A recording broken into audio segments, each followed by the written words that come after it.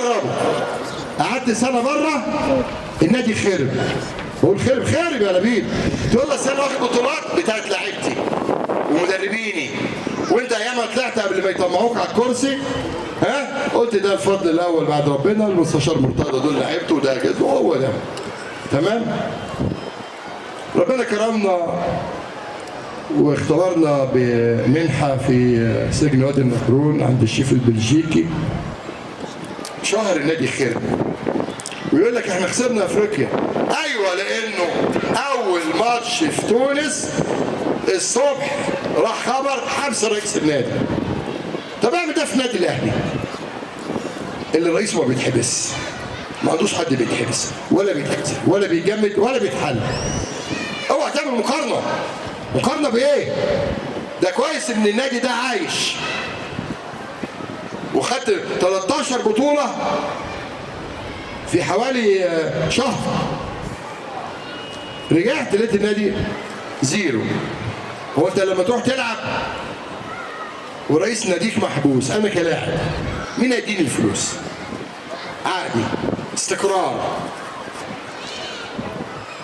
ضمن اللي حصل لنا خليه في النادي الاهلي.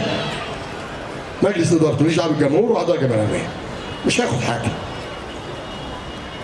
وبعدين يا ريت احنا عندنا اطهر الطاهر. تخيل انا كده وانا نايم في البيت كان عندي قضيه في محكمه، رحت جلسه قالوا لي هي انت كسبت القضيه. ازاي؟ قالوا لي انت كسبت القضيه. هو ايه الجهد اللي اتعمل غير ان اطهر الطاهر ضيع ضرب الجزاء؟ ومش كده بقى. بعد كده بقى الخناقه بتاع الرجاء رئيس النادي والنائب بتاعه واستقالوا، وبعدين نادي الترجي الجمهور شتم بعضه وضرب بعضه وسته اتعوروا. واليا جماعه بتوع المغرب بتوع الوداد لما جيهم هنا مشكورين، احرف لاعب عندهم بدل ما يلعب راح عمل عمليه الزايده الدوديه في القصر العيني. خلاص كفايه بقى. اوعى تقارن الزمالك باي حد تاني، اوعى. شات قال يقول لك ايه؟ الاهلي يكسب الترجي يشتموا رئيس نادي الزمالك. يا ابني اشتم، ان المفروض رئيس نادي الترجي هو اللي بيشتم، ما ياخدش انا اللي بلعب.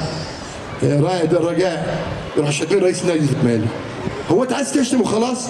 ولا ليكوا قيمه ولا ليكوا لازمه، مش عندنا، عند الملايين من جماهير الزمالك. وعارف انه نقاب بيضاء لجان تقبض، دول بتوع لبيب ودول عباس ودول زفت الطين ودول هباب، ولا ليكوا قيمه ولا ليكوا لازمه.